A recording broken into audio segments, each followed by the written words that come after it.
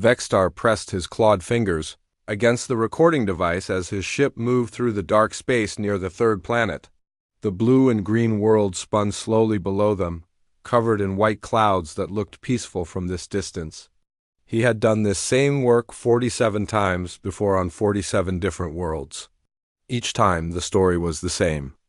The local species would see their ships, panic for a few days, then surrender when they realized how hopeless their situation was. This world would be no different. The intelligence reports were clear.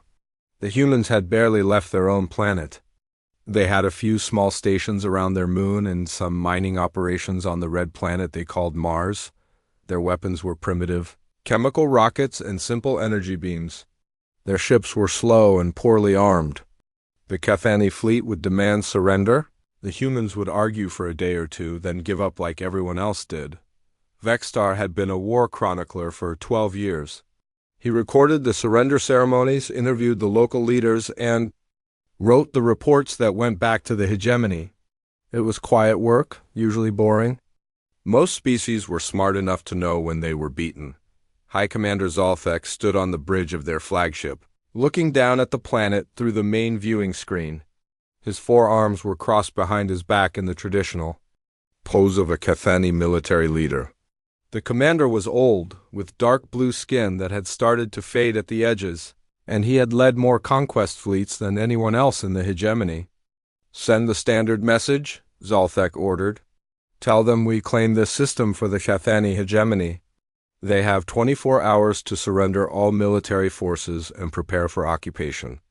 The communications officer, a young Cathani named Dexron, worked at his station for a few minutes. "Message sent, Commander. We should receive their response within the hour." Vextar made notes on his recording device. The humans had built a large space station near their moon and several smaller ones around their planet. Their military ships were gathered near the main station, maybe 30 vessels in total. They looked like metal tubes with engines attached. Very basic compared to the smooth, curved ships of the Cathani fleet. "Sir," Dexron said, looking up from his station with confusion on his face, "we have a response from the humans. Already?" Zalthek asked. "That was fast. Put it on the main screen." The viewing screen changed to show a human male in what looked like a military uniform. He had short brown hair and dark eyes, and his face was hard and serious. Behind him, Vextar could see other humans working at control stations, all wearing the same type of uniform. "I am Captain Jake Morrison of the Earth Defense Force," the human said. His voice was calm, but there was something in it that made Vextar pay attention. "We have received your message demanding our surrender." Zalthek nodded. "Good, they seem reasonable. They will probably accept terms within the hour." But the human captain was not finished talking. "I want to make sure you understand our response clearly," Morrison continued. "We reject your demands. Completely. This is our home, and we will not give it up to anyone. If you want our planet, you will have to come and take it." The bridge of the Cathani ship went quiet. Vextar stopped writing and stared at the screen. In 12 years of recording conquests, he had never heard anyone respond like that. The humans were outnumbered 50 to 1. Their weapons were inferior, their ships were slower and weaker. Any reasonable species would at least try to negotiate. "Did he just ... Dexron started to say, "He did," Zalthek said quietly. "They refused." The commander seemed genuinely surprised. "Send another message. Tell them we have over 200 ships and they have less than 40. Tell them that resistance is pointless and will only lead to unnecessary deaths." Dexron sent the message and waited. The response came back quickly. Captain Morrison appeared on the screen again. This time there were more humans visible behind him, and they all looked ready for battle. "We know exactly how many ships you have," Morrison said. "We know exactly how many ships we have. We also know that this is our home, and we will fight for it no matter what the odds are. We have one more message for you." The human captain stepped back, and another human took his place. This one was a woman with blonde hair pulled back in a tight style. She wore the same uniform as Morrison, but with different marks on it that probably meant she had a different job. I am Lieutenant Lisa Grant, she said. I want to make something very clear to you. We know you have conquered other worlds. We? No, you think this will be easy. But you have never fought humans before. We do not surrender. We do not give up. And we do not run away from fights, even when we are outnumbered. She paused and looked directly at the camera. You can attack us if you want. But I promise you this. We will make you pay for every meter of space you take. We will make you remember this battle for the rest of your lives. And when you go home, you will tell everyone you know to never, ever threaten humanity again. The transmission ended and the bridge was quiet for a long moment. Vexstar realized he had been holding his breath. There was something about the way the humans talked that was different from every other species he had encountered. They were not afraid. They were not trying to negotiate. They were making promises about what they would do in battle, and they seemed to mean every word. Sir, the tactical officer said. Should we begin the attack? Zoltek stood quietly for a moment, looking at the empty screen where the humans had been. Have you ever seen anything like that before? He asked. No, sir, the tactical officer replied. Most species try to find a peaceful solution. Yes, they do, Zoltek said. But not these humans. He turned to look at his officers. Very well, if they want to fight, we will give them one. Begin the attack on their outer station, but be careful. I have a feeling this will not be as easy as our previous conquests. Vexstar made more notes as the Cathani fleet moved toward the human station near the moon. But for the first time in his career, he found himself wondering if his report would be about another successful conquest, or about something else entirely. Something that would change everything the Cathani thought they knew about war. The first battle near the moon station lasted 3 days. Vexstar watched from the command deck as human ships fought with a fury he had never seen before. Their weapons were weaker than Cathani guns, but they used them in ways that made no sense to military logic. Human ships would fly directly at Cathani vessels, firing until their weapons overheated, then ramming into the enemy ships when they ran out of ammunition. One human ship called Liberty's Edge was badly damaged after the first day of fighting. Its engines were failing and its hull was cracked in several places. Any reasonable captain would have retreated to save his crew. Instead, the human captain flew directly into the largest Cathani cruiser and exploded both ships in a ball of fire that lit up the dark space around the moon. Why did he do that? Dexron asked, staring at the debris floating where 2 ships had been moments before. I do not know, Zoltek replied. It makes no tactical sense. He killed himself and his crew for no strategic gain. But Vexstar noticed something the commanders did not. When the human ship exploded, the other human vessels fought harder. They seemed to become more determined, not less. It was as if seeing their comrades die made them stronger instead of weaker. After 3 days, the humans abandoned their moon station, but they did not surrender. They destroyed everything they could not take with them, leaving nothing useful for the Cathani to capture. Then they retreated to Mars, the red planet where they had mining colonies and a few small cities. We will follow them, Zoltek decided. Mars will be easier to conquer than the moon station. They have civilians there who will pressure their military to surrender. The Cathani fleet reached Mars 2 weeks later. The planet was smaller than Earth, with a thin atmosphere and a cold, rocky surface. The humans had built several cities inside protective domes, and they had mining operations scattered across the planet. It looked like it would be easy to capture, Lieutenant. Lisa Grant was waiting for them. The human woman had been put in charge of defending Mars, and she had spent the 2 weeks preparing for the Cathani arrival. When the alien fleet entered orbit around the red planet, they found that the humans had built defensive positions everywhere. Every mining station had been turned into a fortress. Every city had weapons pointed at the sky. Every hill and canyon had human soldiers hiding behind rocks and metal barriers. Begin orbital bombardment of the largest city, Zoltek ordered. Once the civilians see their homes being destroyed, they will demand surrender. But the humans did not behave like civilians. On other worlds, instead of panicking, they fought back. Men and women who had been miners and farmers picked up weapons and joined the soldiers. Children who should have been in safe shelters were helping to move ammunition and supplies. Even the elderly were contributing to the defense, working in factories that made weapons and medical supplies. Vexstar watched the battle from orbit as Cathani troops landed on the planet's surface.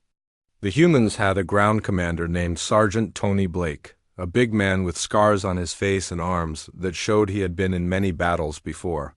Blake led his soldiers in tactics that Vexstar had never seen. The humans did not fight in lines or formations like proper armies. Instead, they appeared from hiding places, attacked quickly, then disappeared before the Cathani could respond. They used the planet's dust storms to hide their movements. They dug tunnels under Cathani positions and attacked from below. They even trained some of the local animals to carry explosives into enemy camps. "This is not how wars are supposed to be fought," complained Commander Isal, who was leading the ground forces. "They do not follow any military rules. They attack medical stations. They target supply lines.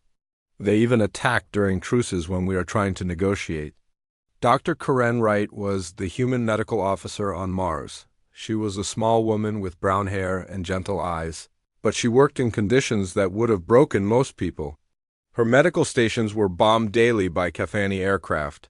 Her supplies were limited because the humans could not get shipments through the blockade. Yet she continued to treat wounded soldiers and civilians without stopping. Vexstar watched her work through his observation equipment. She would operate on wounded humans while explosions shook the building around her. She would run through enemy fire to reach injured soldiers. She would work for days without sleeping, keeping people alive with equipment that was breaking down and medicine that was running out. But what shocked Vexstar most was what happened to the humans she treated. On other worlds, wounded soldiers would be grateful to survive and would usually refuse to fight again. Human soldiers were different. As soon as they could walk, they asked for weapons and returned to battle. Some of them were missing arms or legs. Others had injuries that should have kept them in bed for months. But they insisted on continuing to fight. "It is not natural," Dr. Hickstar, the Cathani medical officer, told Vexstar. "I have examined captured human soldiers. Their bodies are not stronger than ours. Their weapons are not better than ours. But they continue fighting even when they are dying. I have seen humans with fatal wounds still trying to fire their weapons. I have seen humans use their own bodies as shields to protect their comrades. It is like they do not understand that death is permanent. The battle for Mars lasted 6 months. The Cathani slowly captured the human cities, but the cost was enormous. For every human soldier that died, 3 Cathani died. For every human position that was taken, the Cathani lost ships and equipment they could not replace. The end came when the humans decided they could not hold the planet anymore, but instead of surrendering, they did something that made Vexstar question everything he thought he knew about war. Lieutenant Lisa Grant gave the order to destroy the fusion reactors that powered the human cities. The explosions were visible from orbit, lighting up the night side of Mars like small suns. The humans destroyed their own homes rather than let them fall into Cathani hands. "They destroyed everything," Zalfek said, staring at the burning cities below. "Their homes, their factories, their power plants. They left us nothing." "But why?" Dexron asked. "They could have surrendered and saved their cities." Vexstar thought about the question as he made notes for his report. The humans had lost Mars, but they had made the Cathani pay a terrible price for it. They had shown that conquering humanity would not be easy or cheap. They had demonstrated that they would rather destroy everything than give up. Most importantly, they had proven that they were not like any other species the Cathani had encountered. They fought like they had nothing to lose and everything to gain.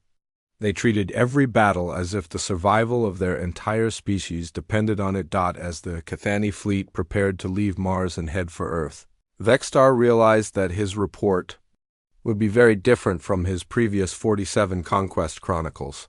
This time, he was not sure who had really won the battle. The journey from Mars to Earth took 2 months. During that time, Vextar watched the Cathani fleet slowly repair itself and prepare for the final battle. They had started with 200 ships. Now they had less than 150. The humans had cost them dearly, and they had not even reached the main planet yet.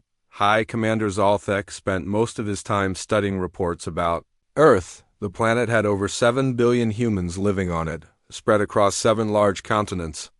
They had thousands of cities, millions of military personnel, and industrial capacity that far exceeded what the Cathani had seen on Mars or near the Moon.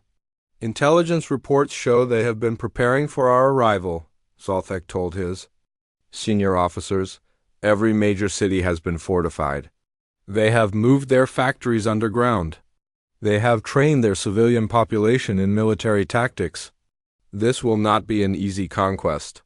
Commander Sam Taylor was the human leader, in charge of Earth's space defenses. He was an older man with gray hair and tired eyes who had been fighting wars for most of his adult life. When the Cathani fleet arrived at Earth, Taylor was ready for them. The human space fleet was larger than it had been at Mars. Ships that had been under construction were now finished and armed. Weapons platforms that had been hidden in the asteroid belt were now active and targeting the Cathani vessels. Most surprising of all, the humans had built new types of ships that were faster and more heavily armed than anything they had used before. How did they build so many ships so quickly? Dexron asked as he watched the sensor readings. They turned their entire planet into a weapons factory, Zalthek replied grimly. Every nation, every corporation, every individual is working toward the same goal. They are not just fighting us with their military. They are fighting us with their entire civilization. The space battle around Earth lasted for weeks. Commander Taylor used tactics that reminded Vextar of what he had seen on Mars, but on a much larger scale. Human ships would attack in small groups, inflict as much damage as possible, then retreat before the Cathani could respond effectively. They used the planet's moon as a shield, hiding behind it and emerging to attack when the Cathani were not expecting them. But the most disturbing thing Vextar witnessed was how the humans behaved when their ships were destroyed. Instead of trying to escape in lifeboats, human crews would often set their ships to explode, taking nearby Cathani vessels with them. They seemed to view their own deaths as acceptable if they could kill more enemies. They are insane, Dr. Hickstar told Vextar during one of their conversations. I have been studying human psychology from our captured prisoners. They do not think like rational beings. They have something they call honor that makes them choose death over defeat. They have something they call duty that makes them sacrifice themselves for strangers. They have something they call love that makes them fight harder when their families are threatened. The Cathani fleet eventually broke through the human space defenses, but they had lost another 30 ships in the process. When they began landing troops on Earth's surface, they discovered that the humans had prepared for ground combat as well. Private Reinkohl was 19 years old and had joined the human military only 6 months before the war began. He was assigned to defend a mountain pass in a region the humans called the Rocky Mountains.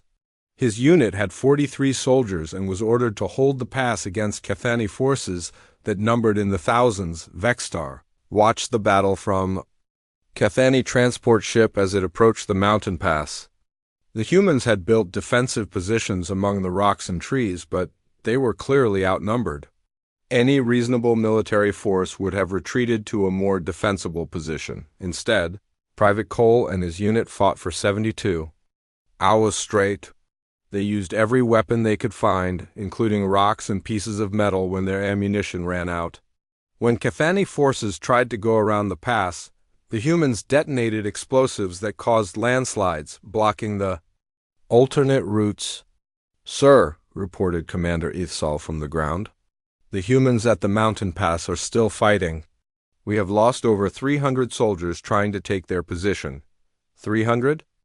Zalthek asked in disbelief. "Against 43. Humans? Yes, sir. They have turned the entire mountain into a fortress. They know every rock, every tree, every hiding place.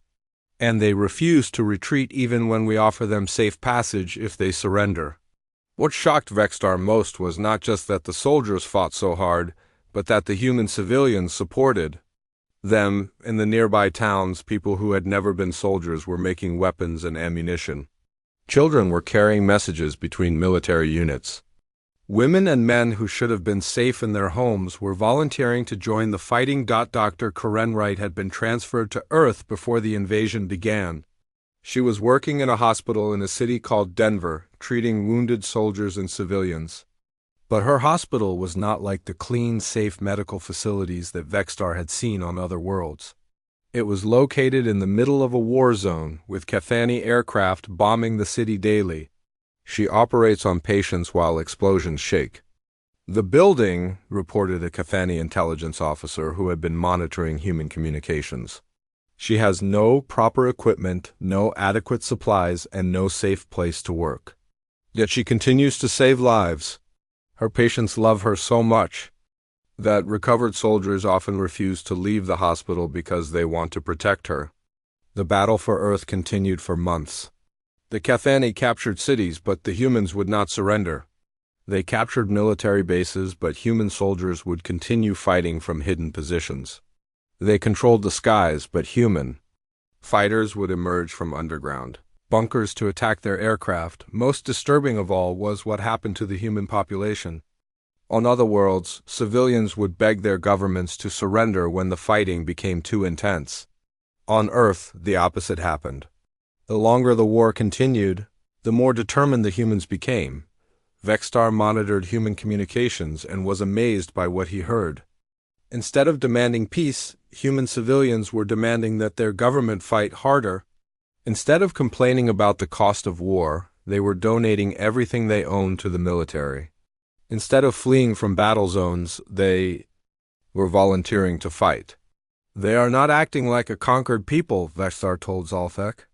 They are acting like a people who believe they can win. But they cannot win, Zalthek replied. We still have more ships, more soldiers, more weapons? Do we? Vextar asked. We started this war with 200 ships and 2 million soldiers. How many do we have now? The commander did not answer, but Vextar knew the numbers. The Cathani had lost more than half their fleet and over 1 million soldiers. The humans had lost more people, but they seemed to have unlimited reserves.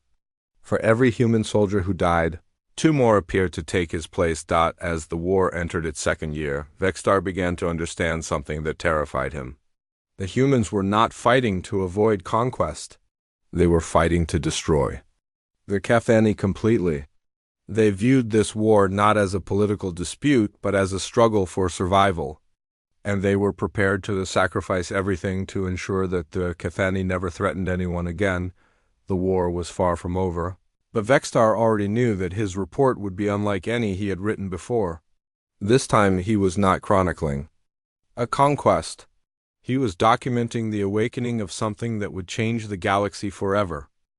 The turning point came on a Tuesday morning when Vextar was reviewing battle reports from the previous week. The Cathani had been winning, slowly but surely capturing more human cities and military bases. Their casualties were heavy but high. Commander Zalthek believed they were close to breaking human resistance. Then the sensors detected something impossible. "Sir," Dexrun called out from his station, his voice filled with confusion. "I am reading multiple ship signatures approaching from the outer system." "Impossible," Zalthek replied. "We destroyed the human fleet weeks ago. They have no ships left." "Sir, I am reading over 300 contacts. They are moving fast and heading directly toward us." Vextar looked at the tactical display and felt his blood grow cold.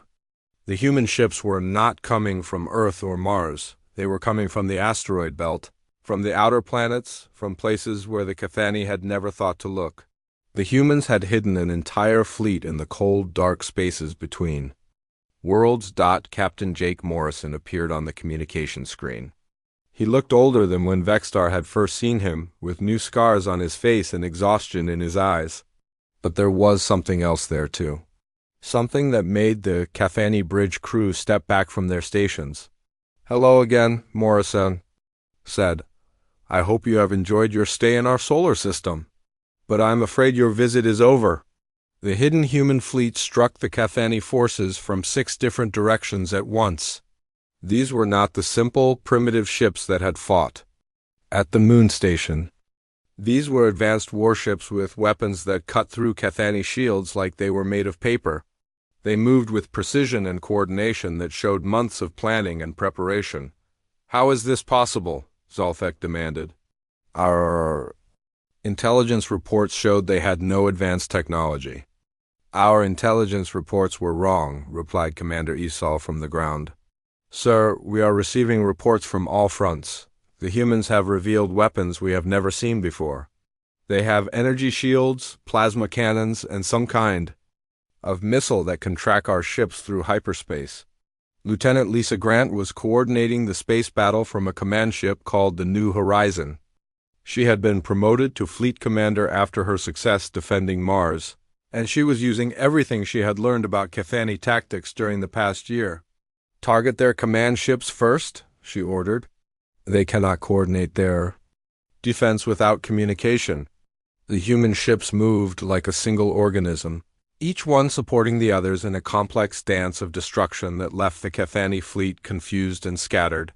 But the most shocking revelation came when Dr. Karen Wright appeared on the communication channels. She was no longer just a medical officer. She was leading a team of scientists who had been studying captured Cathani technology and biology throughout the war. "We know everything about your species now," she told the stunned Cathani commanders. "We know how your ships work, how your weapons function, how your bodies process oxygen. We know your weaknesses, and we have developed weapons specifically designed to exploit them." The humans released a biological weapon into the atmosphere of the Cathani landing zones.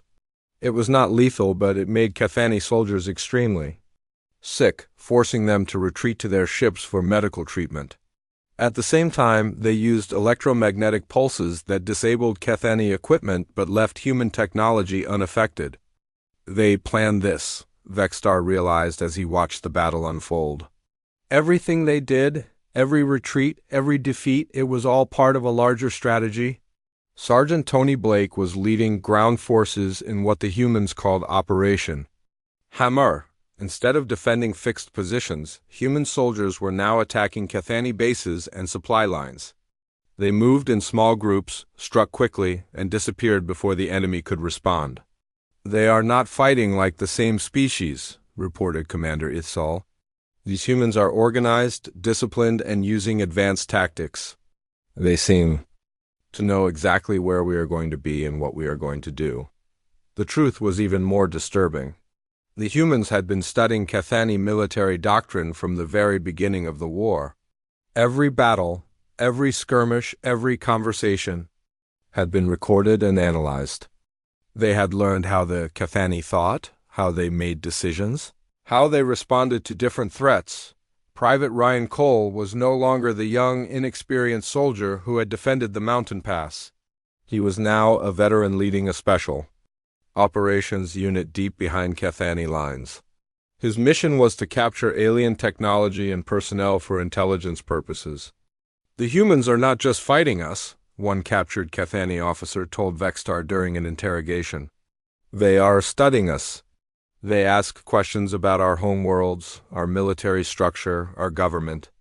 They are planning something much bigger than just defending their planet."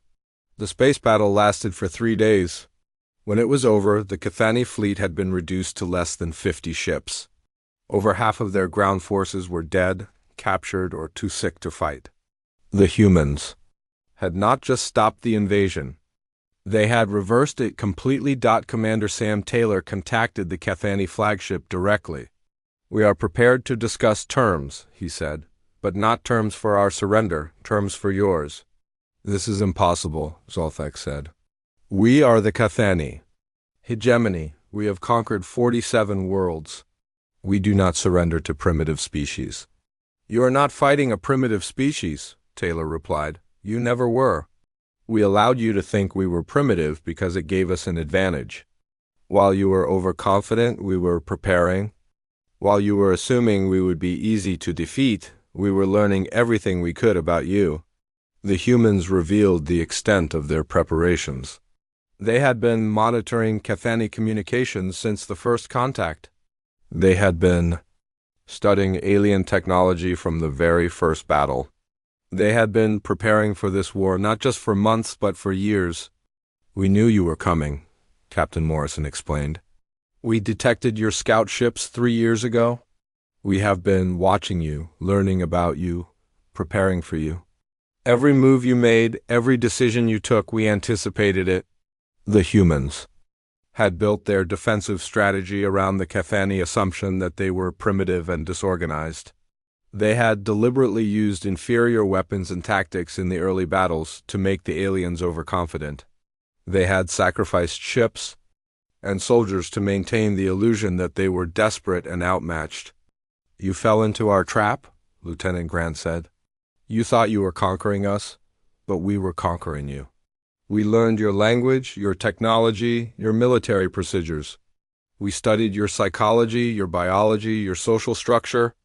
We know more about the Cathani than you know about yourselves. The revelation that changed everything came when Dr. Wright presented her final report.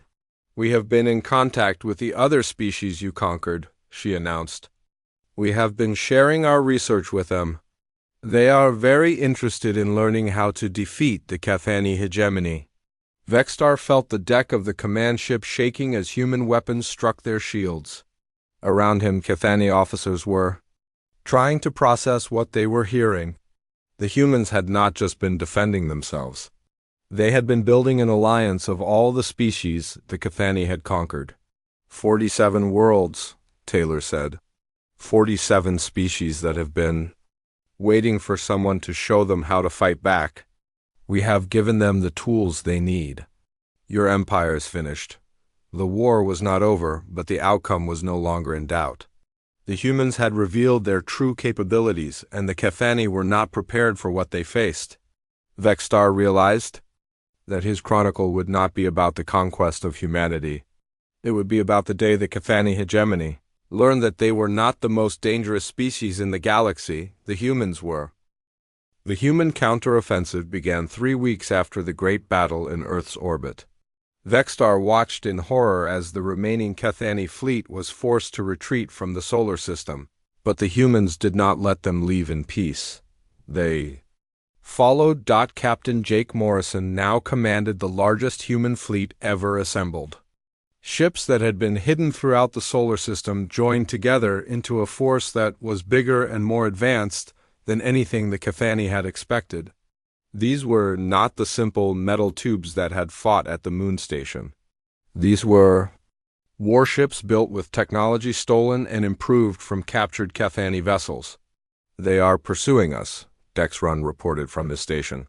48 human ships are following our fleet. Only 48?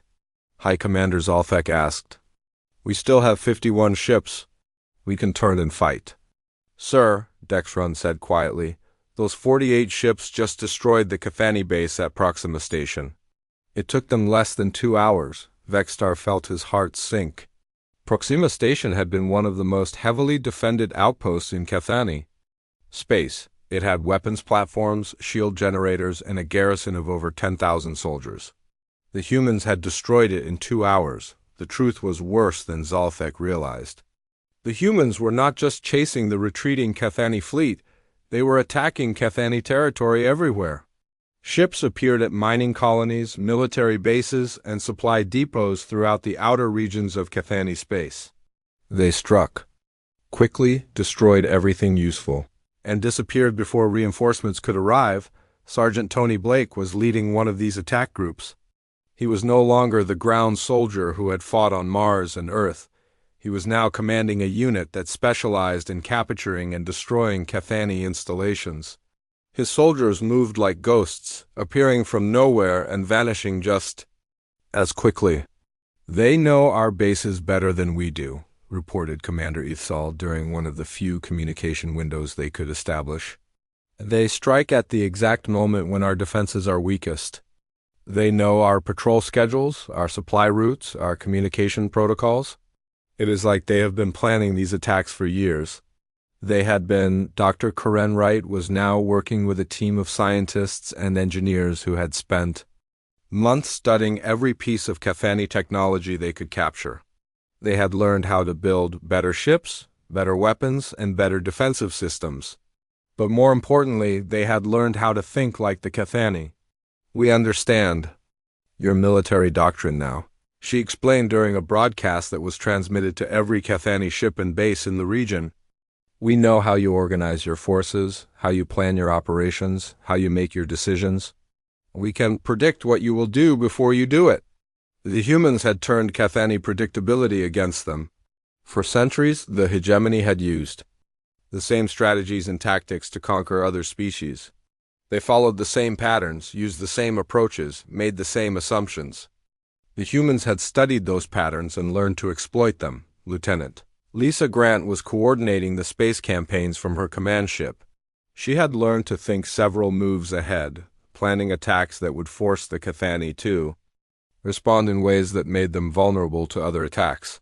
It was like a game, but with lives and ships and entire worlds at stake.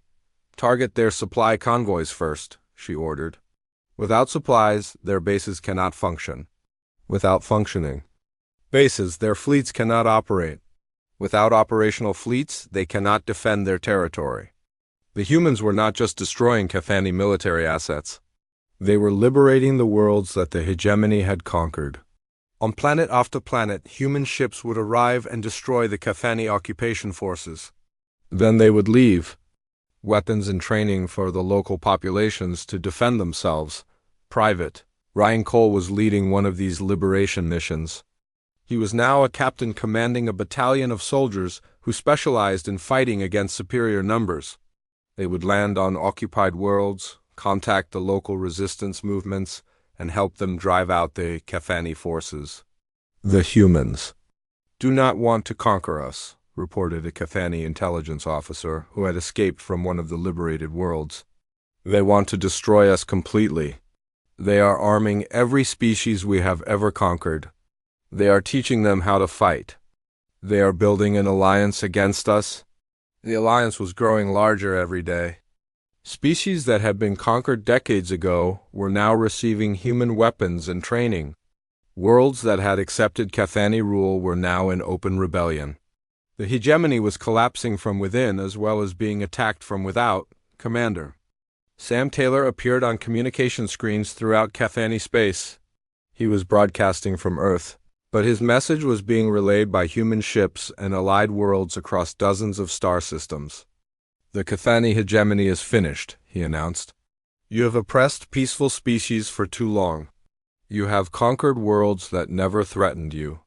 You have enslaved populations that only wanted to live in peace. That ends now." The humans were not content to simply defeat the Cathani forces that had attacked Earth.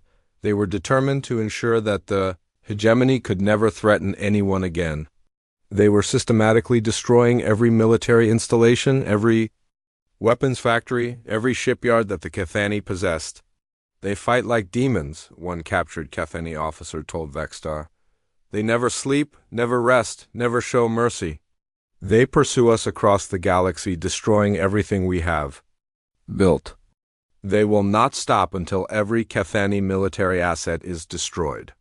The humans had learned something during their fight for Earth that the Cathani had never understood. They had learned that the only way to ensure lasting peace was to completely eliminate the threat. They could not simply defend themselves and hope the Cathani would leave them alone. They had to destroy the hegemony's ability to wage war. Vexstar watched from the bridge of the retreating command ship as human forces struck another Cathani base. The attack was swift, precise, and devastating. The humans knew exactly where to hit to cause maximum damage with minimum casualties to their own forces. "Sir," Dexron reported, "we are receiving surrender offers from 17 Cathani colonies. They want to negotiate with the humans before they are attacked." 17 colonies? Zolthek asked in disbelief. "They are surrendering without being attacked?" "Yes, sir." "They have seen what happened to the colonies that resisted. They prefer to surrender than to be destroyed." The psychological warfare was as effective as the military attacks. The humans had shown that they could strike anywhere, anytime, with overwhelming force. Cathani colonies that had never seen a human ship were surrendering rather than face the possibility of being attacked. They have turned our own empire against us, Vextar realized. Our colonies fear the humans more than they fear us. The final blow came when the humans revealed the full extent of their alliance. Ships from 47 different species appeared. Throughout Cathani space, all armed with human weapons and trained in human tactics. Every world the hegemony had conquered was now fighting back. "We created this," Zolthek said quietly as he watched the tactical display showing human and allied forces attacking across dozens of star systems. "We conquered these species thinking they were weak, but the humans taught them how to be strong." "Captain." Morrison appeared on the communication screen one last time. Behind him, Vextar could see representatives from dozens of different species, all working together in what appeared to be a massive command center. "This is our final offer," Morrison said. "Complete surrender of all Cathani military forces, withdrawal from all occupied territories, reparations to all conquered species, and submission to a galactic tribunal that will ensure you never threaten anyone again." "And if we refuse?" Zolthek asked. Morrison's expression did not change. "Then we will hunt down every Cathani ship, destroy every Cathani base, and eliminate every Cathani military asset in the galaxy. We will not stop until the hegemony is nothing but a memory." Vextar looked around the bridge at his fellow Cathani. They were defeated, broken, and afraid. The species that had conquered 47 worlds had been brought to its knees by the humans they had thought were primitive and weak. The war was not over yet, but Vextar already knew how it would end. The humans had not just won a battle or even a war. They had changed the balance of power in the galaxy forever. The age of Cathani dominance was finished, and a new age was beginning. An age where the humans would be watching. The Cathani hegemony surrendered on a cold morning in the third year of the war. Vextar was on the bridge of the command ship when High Commander Zolthek finally accepted that they had lost everything. The once mighty fleet was reduced to 12 damaged vessels, and Cathani territory was under the control of human forces and their allies. "Send the surrender signal," Zolthek ordered. His voice was quiet and defeated. "Tell the humans we accept their terms." Captain Jake Morrison appeared on the communication screen for the final time. He looked older than when the war had started, with new gray in his hair and lines around his eyes. But there was something in his expression that made Vextar understand that the humans had not just won a war. They had become something different. "The surrender is accepted," Morrison said. "All Cathani military personnel will report to designated collection points for processing. All weapons and military equipment will be turned over to human forces. All occupied territories will be evacuated immediately." The terms were harsh, but not cruel. The humans did not execute Cathani prisoners or destroy their homeworlds. Instead, they dismantled the hegemony's ability to wage war and established a system to ensure it could never be rebuilt. Dr. Karen Wright was put in charge of the war crimes tribunals that followed the surrender. She had transformed from a battlefield medic into one of the most important legal authorities in the galaxy. The trials were fair but thorough, documenting every crime the hegemony had committed during its centuries of conquest. "The purpose of these trials is not revenge," she explained to the assembled representatives from dozens of species. "The purpose is to ensure that this never happens again. We must understand how the hegemony was able to conquer so many worlds, and we must prevent anyone from following their example." Lieutenant Lisa Grant was appointed to the new Galactic Defense Council, an organization that included representatives from every species that had been liberated from Cathani rule. Her job was to coordinate defenses against any future threats and to ensure that no single species could ever again dominate the galaxy. "We learned something important during this war," she told the council during its first meeting. "Unity is stronger than conquest. Cooperation is more powerful than domination. The humans could not have defeated the hegemony alone. We needed the help of every species they had oppressed. Sergeant Tony Blake became the head of a new military training program that taught liberation tactics to species throughout the galaxy. His mission was to ensure that no world would ever again be defenseless against invasion. Every species has the right to defend itself, he said during a training session on a recently liberated world. We will teach you how to fight, how to organize, how to resist. If anyone ever tries to conquer you again, you will be ready. Private Ryan Cole, now General Cole, was put in charge of establishing permanent human bases throughout the former Cathani territory. These bases were not for conquest or control.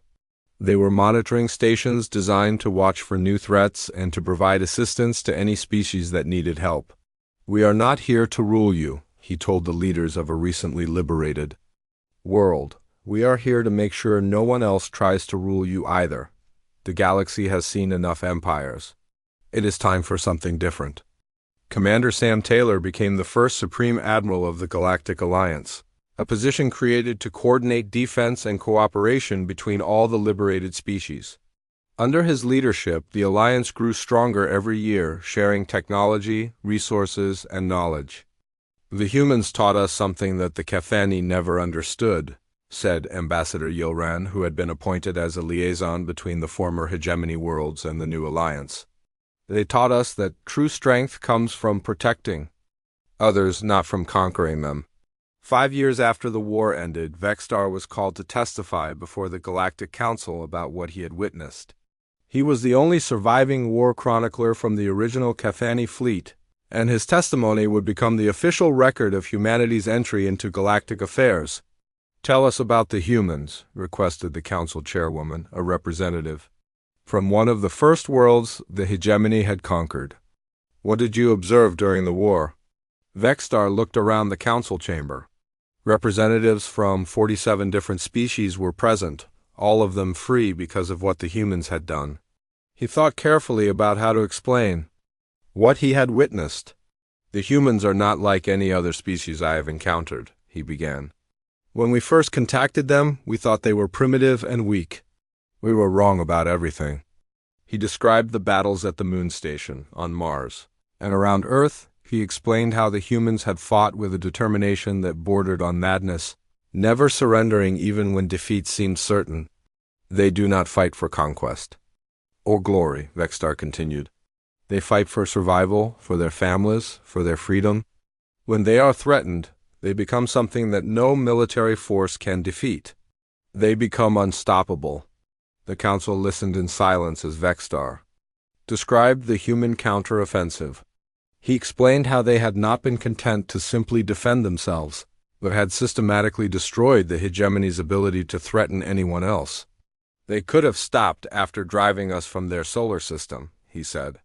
They could have negotiated a peace treaty and returned to their own affairs. Instead, they chose to liberate every world we had conquered. They chose to free species they had never met, for no reason other than it was the right thing to do. Vexstar paused and looked directly at the council members. The humans taught me something about the nature of war and peace. They showed me that some fights are worth having and some enemies must be completely defeated. The hegemony was such an enemy. The council asked about human technology and military capabilities. Vexstar explained what he had learned about their weapons, their ships, and their tactics. But he emphasized that human technology was not what made them dangerous. Their weapons are advanced, but not extraordinary, he said. Their ships are fast, but not impossibly so. What makes them dangerous is their psychology. They think differently than we do. They are willing to sacrifice everything for principles that we do not understand. What principles? Asked the chairwoman. Freedom, Vexstar replied. Justice, protection of the innocent. They believe that these things are worth dying for. More importantly, they believe these things are worth killing. FOR. The council asked whether the humans posed a threat to other species. Vexstar considered the question carefully before answering. The humans are the most dangerous species in the galaxy, he said finally. But they are only dangerous to those who threaten freedom and peace. If you leave them alone, they will leave you alone? If you attack the innocent, they will destroy you completely. He described the new galactic order that had emerged after the war. The humans had not established an empire to replace the hegemony. Instead, they had created an alliance based on mutual defense and cooperation. They could have conquered us all, Vextar said. They had the military power to establish a human empire that would have been larger than the hegemony ever was. Instead, they chose to share power with the species they liberated. They chose to build something better than what came before. The council session lasted for 3 days. When it was over, Vextar's testimony was compiled into a document that was distributed to every world in the galaxy. It became known as the Human Warning, a guide for any species that might consider threatening humanity or their allies. The final entry in Vextar's chronicle was simple, but profound. We thought we were going to conquer a primitive world. Instead, we woke sleeping giants who changed the galaxy forever. The humans showed us that some species cannot be conquered, only defeated. They showed us that some enemies will pursue you to the ends of the universe to ensure you never threaten anyone again. Most importantly, they showed us that the strongest military force in the galaxy is not weapons or ships or soldiers. It is the willingness to fight for something bigger than yourself. If you ever encounter humans, remember this: they prefer peace, but they prepare for war. They seek cooperation, but they are ready for conflict. They will be your greatest allies. If you respect freedom and justice, they will be your worst enemies if you threaten the innocent. Choose wisely. 10 years after the war ended, Vextar retired to a quiet world on the edge of former Cathani space. He spent his remaining years writing and teaching about the lessons of the war. Students from across the galaxy came to learn from the only chronicler who had witnessed humanity's emergence as a galactic power. The galaxy was at peace, protected by the Human Warning and the alliance they had built. And somewhere in the darkness, between the stars, human ships continued their quiet patrol, watching and waiting to ensure that the age of conquest was truly over.